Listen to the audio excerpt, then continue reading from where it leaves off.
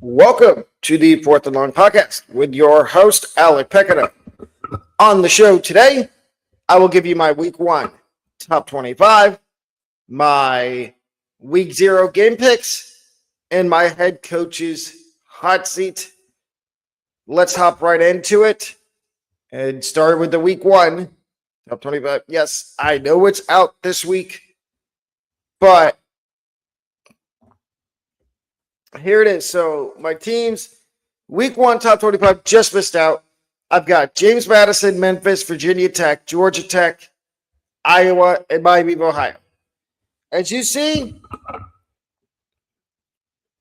there's two teams in here that were not in here in the preseason top 25. And that is Iowa and Memphis. And Miami of Ohio wasn't in here either. Memphis and Iowa were ranked in my preseason top 25.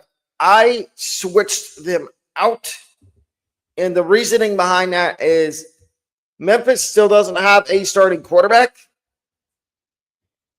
And Iowa, with their offense, it's kind of hit or miss. We don't know what they're going to get. Miami of Ohio is Miami of Ohio. The other, Georgia Tech, Virginia Tech, and James Madison, I explained why the last episode when I did my preseason top 25, why they are not ranked yet. But let's get into the first half of the top 25. Week 1 top 25, 25 through 21. At number 25, I have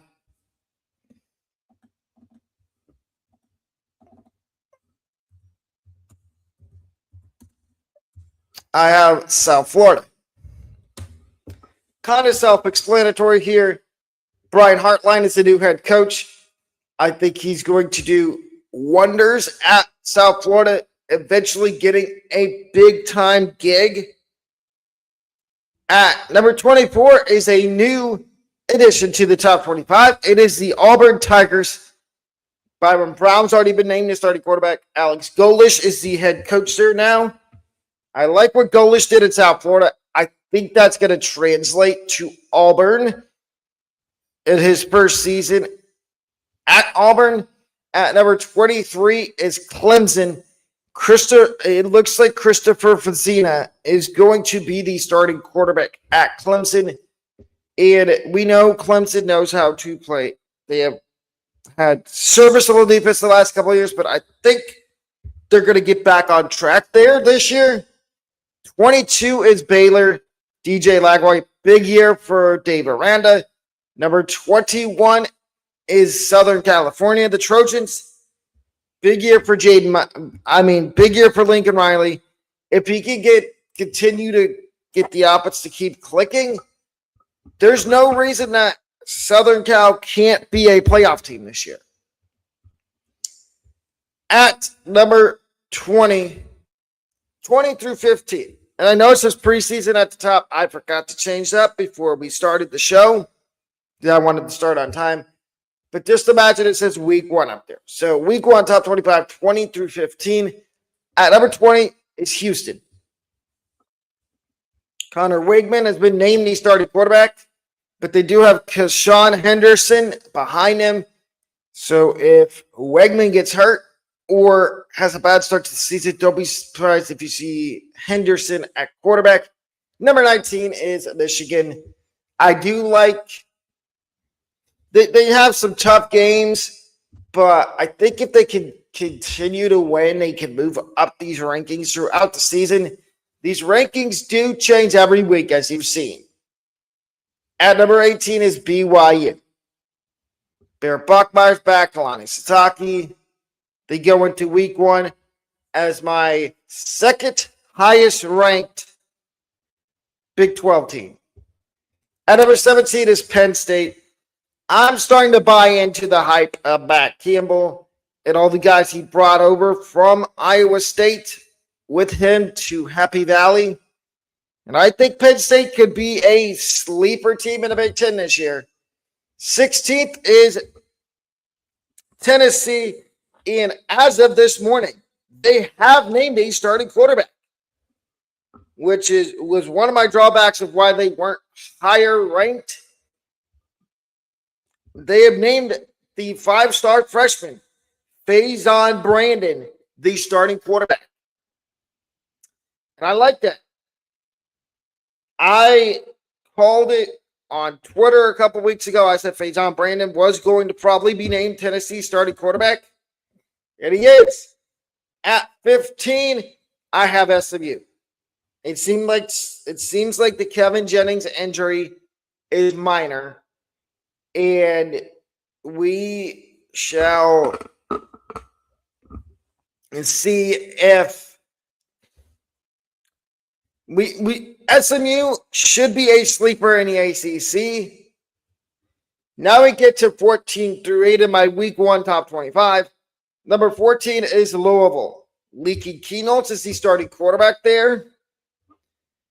And it's Jeff Brom as the head coach. So, self-explanatory. I think they're going to have a really good year. At number 13 is Texas Tech. And here's what I find intriguing all of a sudden. It's Thomas Castellanos was granted another year of eligibility. And it sounds like he might be heading to Lubbock to play for Texas Tech. And I know at Boston College and Florida State, he wasn't very good. But that's because the coaching at those two schools was not very good on offense. I think he could have a big year for Texas Tech. And Texas Tech is my second highest ranked Big 12 team. You'll see who my first highest ranked Big 12 team is in a minute. At number 12 is Notre Dame. We already know CJ Carr is going to be starting quarterback. The main reason they're in this spot is because of Marcus Freeman. If they didn't have Marcus Freeman, I don't know if I would have them ranked. At number 11, it's Alabama. And they just named their starting quarterback too. And I like the move. Austin Mack is not going to be the starter. It's going to be the 5-star redshirt, the 5-star freshman, Keelan Russell. I like that. They're giving the young kid the keys to the offense. We'll see how it works. At number 10, I have Oklahoma. A healthy John Mateer, it sounds like, going into this season. Now, my question to Oklahoma fans is, will Mateer be healthy the entire year? Because we saw last year what happened. He was healthy for a little bit. Then leading up to the Texas game, he had that hand injury that he had to get surgery on. And it derailed the rest of his season. Oklahoma somehow made the playoff. And, the rest writes itself. At number 9, I have Miami. Darian, and everybody's hyping up Darian Mensa, saying he's going to be the Heisman Trophy winner this year. There hasn't been a single college football game played. So everybody just needs to pump the brakes, calm down. I do think Miami's going to be good this year. But they did lose. I mean, they still have Malachi Tony. They have a good wide receiver room, good running back room. Mark Fletcher Jr. is back. They did lose Francis Mayanoa to the NFL. Ruben Baines gone to the NFL. Keontae Scott, Akeem Mesidor. So there's 4 guys that and Carson Beck. There's 5. 5 guys I just named right there for Miami. That is why I can't put them in the top 7 in my rankings. At number 8 is Utah. And I talked about it in the preseason top 25 video. A podcast episode.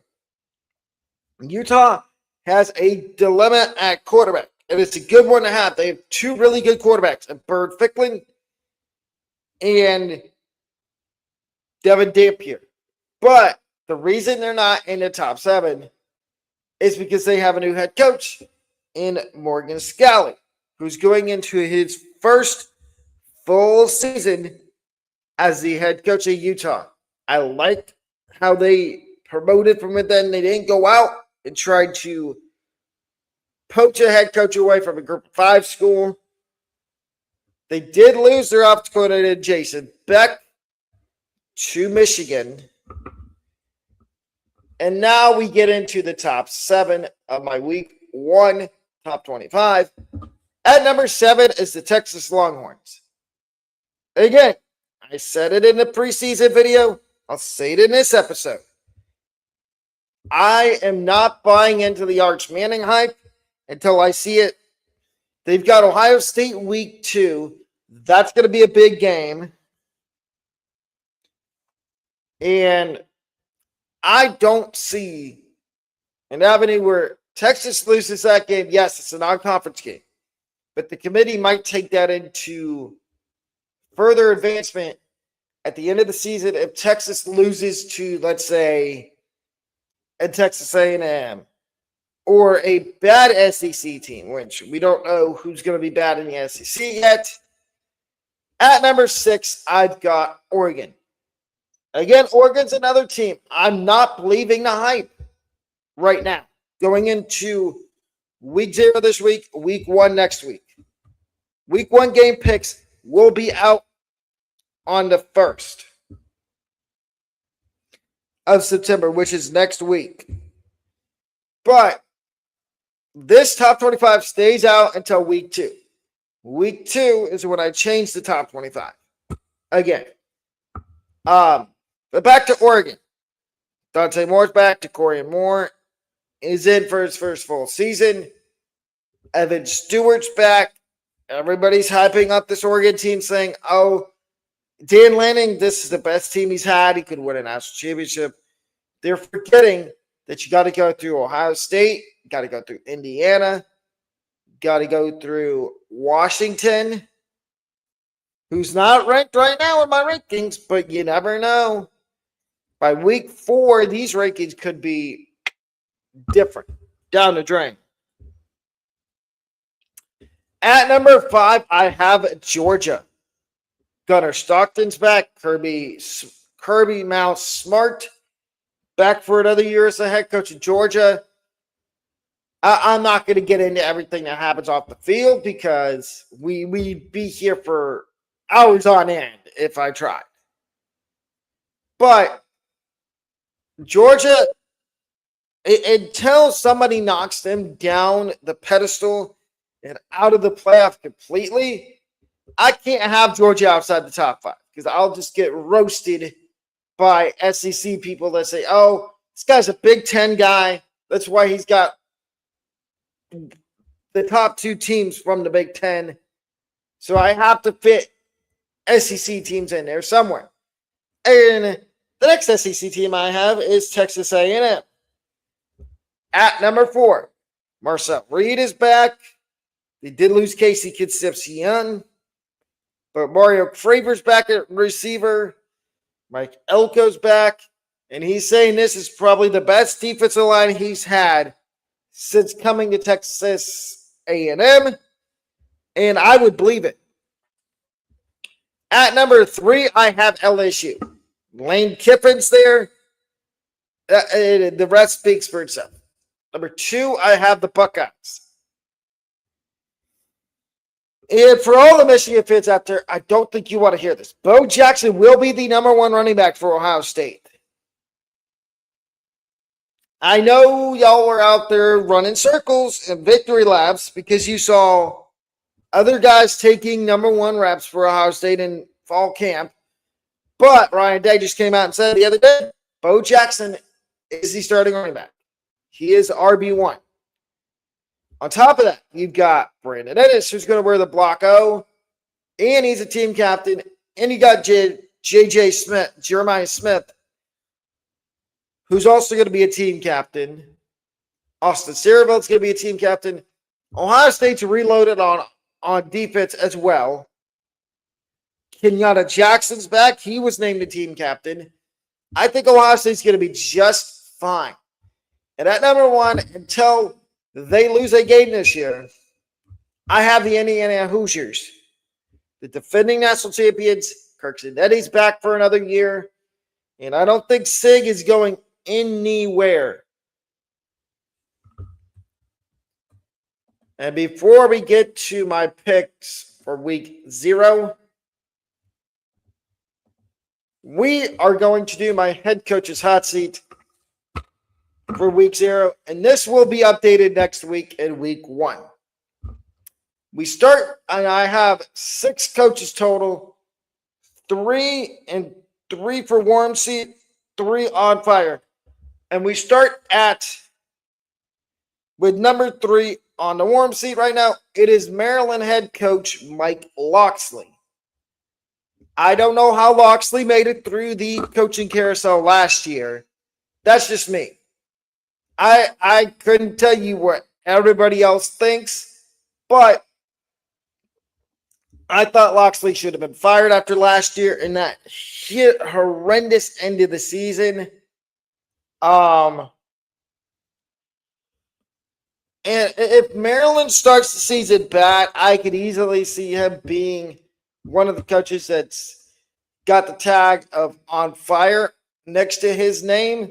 Because I will be updating, just like I do my rankings, I will be updating the coach's hot seat every week. And after the show, I will be putting this on the website. So be ready for that. Number 2 is Dabo Swinney at Clemson. And that website is sportsbreakdown.net. Dabo Swinney at Clemson. His seat is warm. Here's the issue. I know everybody probably wants Dabo fired from Clemson. I don't think it happens unless they have a really bad season, which I don't think is going to happen this year. And at number 1, I've got Jeff Lebby with coaches that have a warm seat right now. Jeff Lebby at Mississippi State. If Mississippi State starts the season off 0-2, 0-3, 0-4, easily can see Jeff Lebby getting fired. Now we get to the coaches that have the tag of on fire, and I have 3. Number 3, Bill O'Brien at Boston College. When Bill O'Brien was hired by Boston College, everybody thought, oh, this is going to turn Boston College into a perennial contender in the ACC. Oh boy, were they wrong. Boston College, other than his first season when they went 7-6, Boston College the last 2 years has been awful. And I think if Boston College starts the season off horribly bad, without winning a game through September, I think that Bill O'Brien is going to be gone. He's going to be, say ya bye. He'll get fired. Number 2 is Derek Mason at Middle Tennessee State. He's another one. I met Derek Mason personally. Nothing against him. Great guy. I don't think he's cut out to be a head coach. I think he's a better coordinator.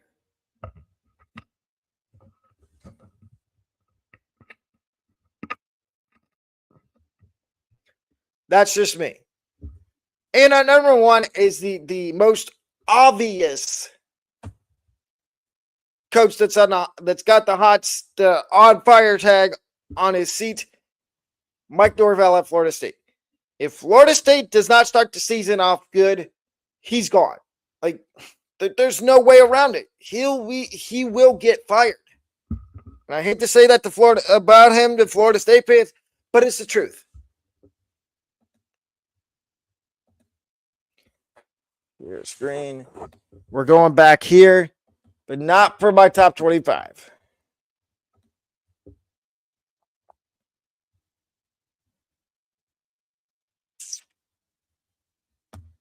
Right here. This is what we need. So here are my game picks for week 0 of the college football season. Starting off with North Carolina and TCU. Saw this game last year. North Carolina got absolutely blitz-hogged by TCU. And I think the same thing's going to happen this year. I think TCU beats the brakes off of North Carolina again. And Bill Belichick starts year 2, 0-1. Then we get to San Jose State and Southern Cal. These I did not put the rankings next to them because there's not that many ranked games. But I think Southern Cal, it's going to be a blowout. I think this game's over by halftime. Southern Cal wins big. We got North Carolina State and Virginia. The rare ACC game, I believe it's an ACC conference game at week 0. And I'm going North Carolina State here. CJ Bailey's back. You got Dave Doeren. And I'll talk about Dave Doeren a little more after the game picks, because we're not ending the show just yet. But I do like NC State to win. Jacksonville State, North Dakota State. This is an intriguing game to me. I had a tough time choosing a winner. Ultimately, I went with North Dakota State. First game as an FBS team. First game as an FBS football program. I think North Dakota State wins. Jacksonville State has to travel from Alabama across the country to North Dakota, to Fargo. That is not a fun trip. I haven't made that trip, but at some point I probably will, and it'll be from Tennessee to Fargo. My next game is Eastern Michigan and Sacramento State. First of all, RIP to all the bus trips Sacramento State's going to have to take this year. They are going to break travel records. There is absolutely no question about it. But I ended up going Eastern Michigan because this is a home game for EMU. And I think they win. New Mexico State, Florida State. This was another game. I almost went with the upset here and went New Mexico State. But I ended up going Florida State. Florida State's at home in week 0. And I just can't see them losing to New Mexico State. If they do, the Fire Mike Norvell chants are probably going to start, and they're going to be loud. They're going to want Norvell gone immediately if they lose to New Mexico State. Hawaii and Stanford is the next one. And this is another game where I almost went upset, but I ended up going Hawaii.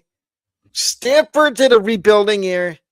They did name Davis Warren their starting quarterback, which all glory to him.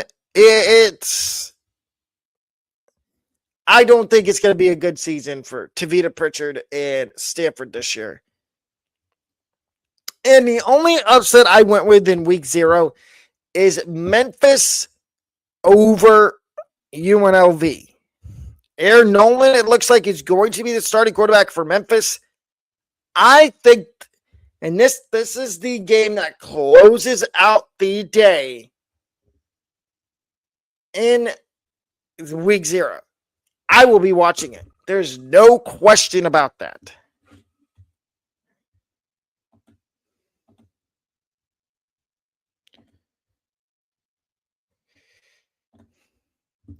If you're enjoying the episode, please like and subscribe.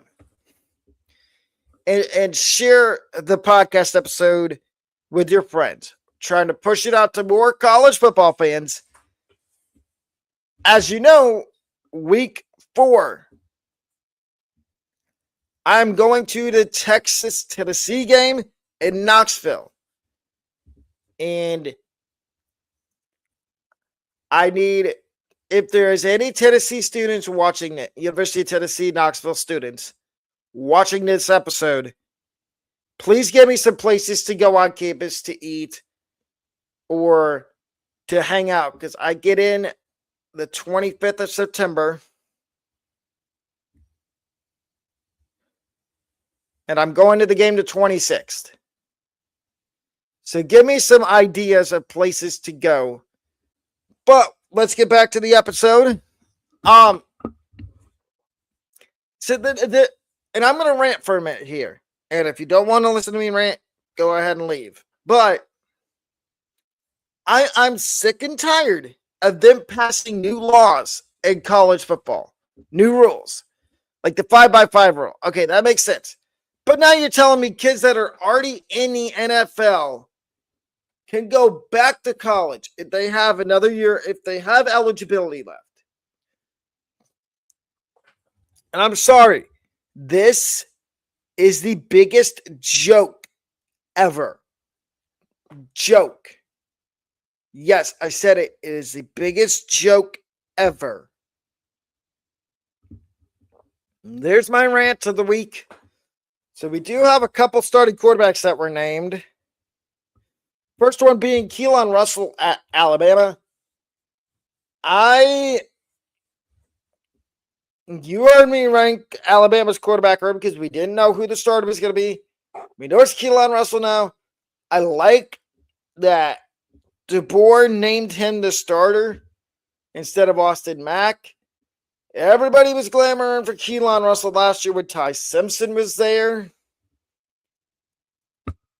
But I think the reason we didn't see Keelan Russell a lot last year is you had Austin Mack, who was with Kalen DeBoer at Washington. And then the other starting quarterback that got named, was Faison Brandon at Tennessee. And much of a surprise because everybody throughout spring and fall camp for Tennessee was talking about how it was going to be George McIntyre as the starting quarterback. And Faison Brandon basically came out of left field, and he's going to be the quarterback one there in the quarterback one at Tennessee. But ladies and gentlemen, that wraps up today's episode. It was a shorter one. I'll see everybody back here tomorrow night for Gridiron Talk with Brad. And that's going to be a longer show, probably an hour. But I will see everybody then. Have a wonderful rest of your Monday afternoon.